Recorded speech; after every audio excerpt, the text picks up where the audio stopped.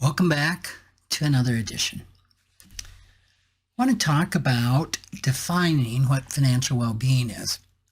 And for those of you that immediately are going, well, you talked about that in episode 75. You'd be right. And I'm going to go at it a little differently than I did in that recording, which I just listened to that recording and the audio, I don't know what was going on, but it was not good. So I want to take a look at defining financial well-being from an IFS perspective. And I've never heard this done. Of course, there's not too many people that are a certified financial planner or a certified financial therapist that are also certified in IFS therapy. So I'm going to come at it from that perspective.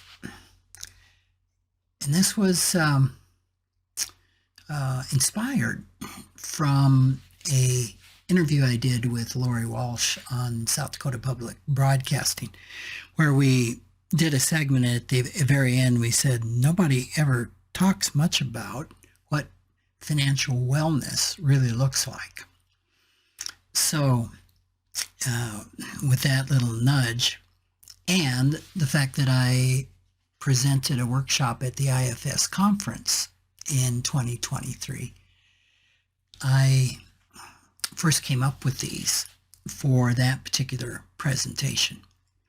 So I hope you enjoy the perspective, and what I'm going to do is go through what the healthy behavior looks like and then contrast that with the unhealthy behavior. So first we're going to start with what Internal Family Systems refers to as the 8 C's, or the qualities of being present, of being, their term would be in self. And this is a place that all of us can, I want to say, discover or get to. It's basically a healthy financial system. So let's start with the first quality, which is calm. And looking at this from a financial perspective, this is kind of a tranquil harbor where there isn't any anxiety around finances. Now, that's not to say that it doesn't pop up occasionally, but it's not a chronic, systemic issue.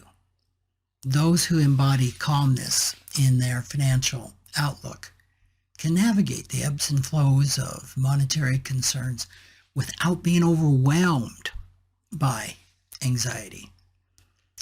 This would be a state where you have enough money to cover your basic needs, which would include money for healthy food,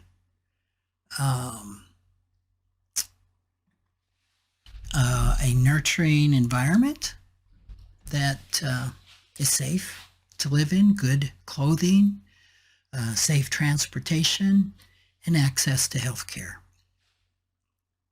On the flip side of calm is turbulence.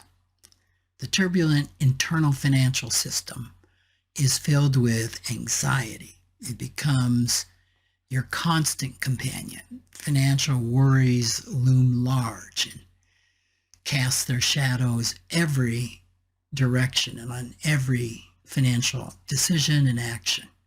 It's a perpetually stressful internal environment. The next C is clarity. The healthy internal financial system has a clear path ahead, knows what their future needs are, They are saving for financial independence. Sometimes we call that retirement. They're saving for a down payment on a house or a child's education and scores of other things. The foresight that you have is just a guiding light. It certainly reduces anxiety and allows you to really steer through all the financial uncertainties that are guaranteed to happen in life. On the opposite side of that is ambiguity. So unlike clarity, the fog of ambiguity just blankets those unaware of future needs. So that leads to a lack of savings for financial independence or goals of any kind. Your financial compass just basically lacks direction. So that leaves a person navigating through uncertainties with no clear direction, no clear destination. The next C is compassion. When you are self-led around compassion, you provide for your current needs without the weight of obligation, shame, or guilt. A lot of people have guilt around getting their needs met, especially their financial needs. Giving, on the other hand, then comes from a place of abundance or joy rather than from emotional burdens that are usually wrapped in oughts and shoulds. So you're able to provide for your needs. You're able to provide for others' needs from a place of joy and abundance. On the other hand of compassion is indifference. Of course, that's where you neglect your current financial needs, or you give out of obligation, shame, guilt. This is all showcasing indifference. So indifference creates a disconnect between your emotional and your financial realms. It stifles any hope of systemic harmony between your needs and the needs of others. Next is connectedness. Here you have a good relationship and a secure attachment around money without parts of you feeling conflicted and polarized. Polarization is where a part of me wants to do this and a part of me wants to do the opposite. A part of me believes this and a part of me believes that is crazy. So you don't have those polarizations. Instead, you feel safe, you feel supported, you feel connected to money, and you allow money to support your physical and emotional needs. You're aware, you're connected, able to express your thoughts, feelings, and beliefs around money. So generally speaking, you live in a state of financial harmony, of internal financial harmony. On the opposite of that, you have being detached. So being detached is the opposite of being connected. You're not connected to your relationship with money. You're completely detached from your finances. You have a lot of internal conflict and polarizations, parts of you that are in conflict. So this will lead to a lot of anxiety, something that they would call anxious attachments and avoidant attachments with money. Very anxious around money or just completely wanting to avoid it. And if you're drawing some parallel here to the money categories, the first money category is money avoidant. And so that would definitely fall right here. So just a lot of discord within yourself. There just isn't a wholesome financial outlook. The next is courage. Someone that has financial courage is able to uncover vulnerable parts of themselves that have been wounded around money. And this takes a lot of courage because we can't heal, we can't liberate those deep wounds, those deep emotional wounds we have that affect our money without the courage to look at them. So you're able to address these really hard financial realities in the here and now, like having a plan to pay off debt, spending less, saving more, and having boundaries. That takes a lot of courage. On the flip side is conformity. That's protecting the system's status quo around finances. We're just not going to rock the boat, in other words. It's also protecting any vulnerabilities. Again, we're not going to rock the boat. So that really characterizes conformity rather than courage. It's addressing hard financial realities. And of course, that can totally hinder progress and maintains the status quo of probably self-sabotaging and hurtful behaviors at the expense of growth. Both growth financially. The next one is creativity. And I think this is using resources to find financial solutions that really cater to your diverse needs internally, because we all have different needs, and sometimes those needs seem to be in conflict of one another. So it's doing some self-collaboration to make sure that all of our needs are met. And creativity kind of fosters an environment, an internal environment, where innovation meets financial necessities. On the other hand is sterility. And this is just sterile. There's no creativity. Needs are not going to get met. Or certain needs will be left out of the equation. It's just a stifling of any innovation, any creativity, any adaptability in finding financial solutions.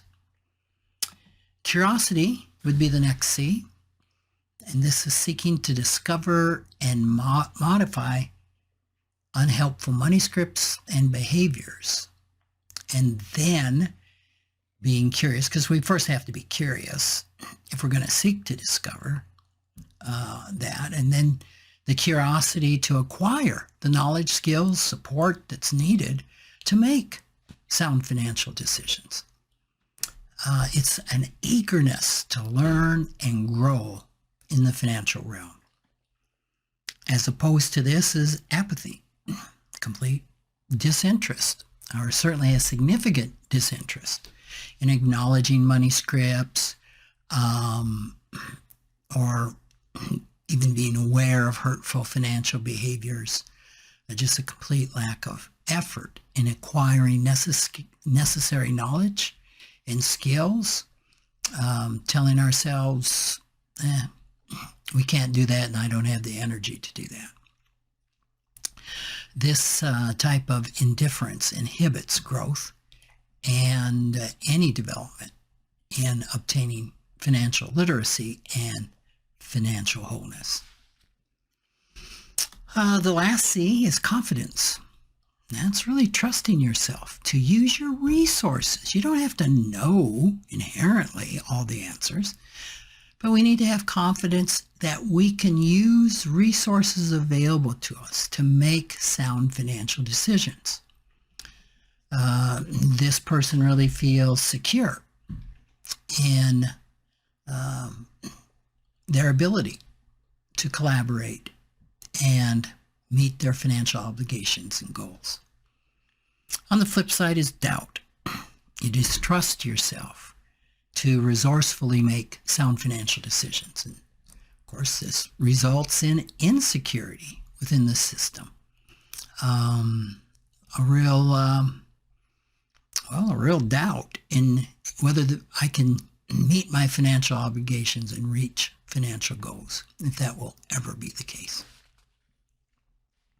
So those are the 8 C's, and now the 5 P's of a self-led internal financial system. First one is patience. That's just being fully aware that financial wellness takes time, and the willingness to take inevitable setbacks, because setbacks are inherent, they will happen, to take those in stride, to know, and I think especially this is true in investing, understanding, using your curiosity to understand the market's ups and downs, and the patience to be able to deal with the difficult emotions that can come up when markets are going down. Of course, the opposite of patience is impatience. That's expecting immediate financial results and disregarding the fact that financial wellness requires time and consistent effort. Presence is the second P. This is being really conscious of your current financial situation. Therapists will often refer to this as being in the here and now. You are present. You can see the reality that's in front of you. You can access thoughts, emotions, and sensations that you have in reaction to things that are happening right now in your current financial situation without judgment. And that's really important, without judgment of saying, wow, I'm feeling a lot of anger. I'm noticing I'm feeling a lot of sadness. And instead of judging that I shouldn't be having that, getting curious about that.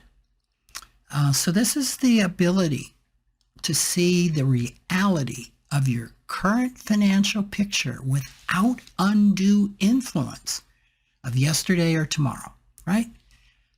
Being right now, because so many of us, and myself included, can tend to live in the past or the future, into yesterday or tomorrow, and we completely miss what's right in front of us at this moment. The opposite of being present is distraction. These are thoughts, emotions, sensations around money that focus on the past or the future, not the present. And those thoughts, emotions are usually accompanied with a lot of judgment and shame. And so this becomes a real cycle that can be going on within us, where we're jumping from past to future, shame and guilt and blame, and we just completely avoid being present, failing to address what's right now in front of us, what's really happening, and also focusing on other, typically less important activities. It's being busy. I'm thinking of the Enneagram and a type 9, of which I'm a type 1 with a 9 wing. I'm being really busy, but busy on the C priorities rather than the A priorities. Kind of busy on the more immediate things that really can distract us, kind of a financial ADHD. Next is persistence. And this is a continual commitment and continual action to the service of improving our personal financial well-being. This is persistent to face the obstacles that inevitably are going to come our way, to kind of be knocked back, knocked down, and get up and keep going. Flip side of that is inaction, just being unwilling to move from a particular financial position, unwilling to even see what's in front of us, unwilling to consider a belief we have, to look at a money script that we have, to consider that maybe we could risk changing that financial situation to improve our personal financial well-being. So just a general lack of commitment and motivation to change. And kind of what I touched on a little bit, the next one is perspective. And this is really important. It's just the willingness to open up to new ways of seeing things. It involves courage to consider that maybe my perspective was a little off. We've talked a lot about confirmation bias. Confirmation bias is where I look for data to underscore what I believe. So in that sense, there is no perspective. There is no openness to consider, maybe I got some faulty information there. Maybe I'm not completely correct in this view. Maybe the emotions I'm having, the reactions are having are to something else in my past rather than what is really happening right now. That's called interpretation by nonviolent communication standards. So perspectives on money scripts. Maybe my money scripts are only partial truths. Maybe that money script could be false in certain circumstances. It's a huge one in obtaining financial wellness. Of course, the flip side of perspective is narrow-mindedness. That's just resistance. And we've talked about in other podcasts about being aware of when we are resistant to something. We're resistant to any new exploration, any new idea, any new perspective on money.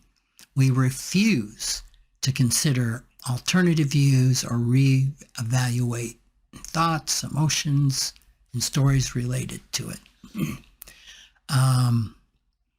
You could say that narrow-mindedness can result in polarization.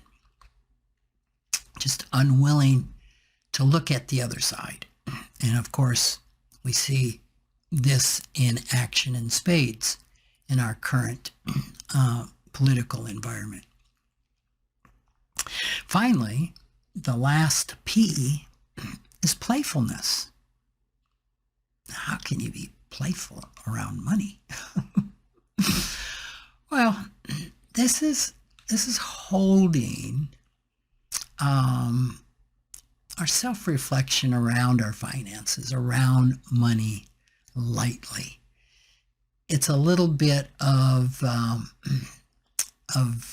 don't sweat the small stuff. And I do not mean by this that money isn't serious or being nonchalant. I'm saying to add a little Enneagram type 7 energy, positivity, understanding that we can actually enjoy our money.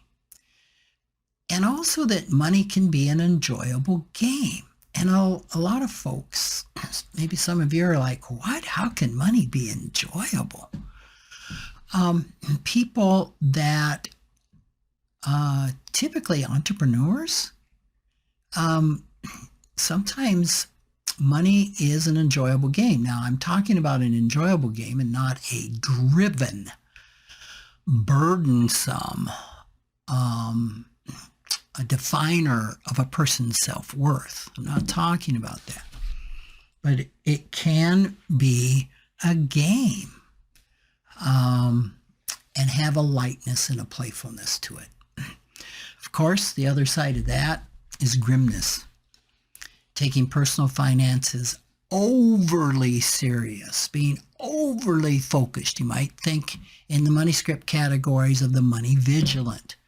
The money vigilant typically doesn't have a whole lot of fun built into their life. Viewing money perpetually as a heavy burden rather than something that can be enjoyed or something that can be spent to support your quest for meaning in life and create financial well-being. So those are the 8 C's and 5 P's of financial well-being. And the opposite, maybe I need to work on what I call those so I can say they're the 8 A's and 5 W's that create financial discord and a lack of financial well-being. I don't know if I'll get that far, but I hope that's helpful to you. I hope that's a touchstone, and that as I went through those, you could identify parts of your financial system that were aligned positively and parts of your financial system that could use some attention, maybe an intervention. So, well, thanks for being with me, and I look forward to talking to you next week. Take care.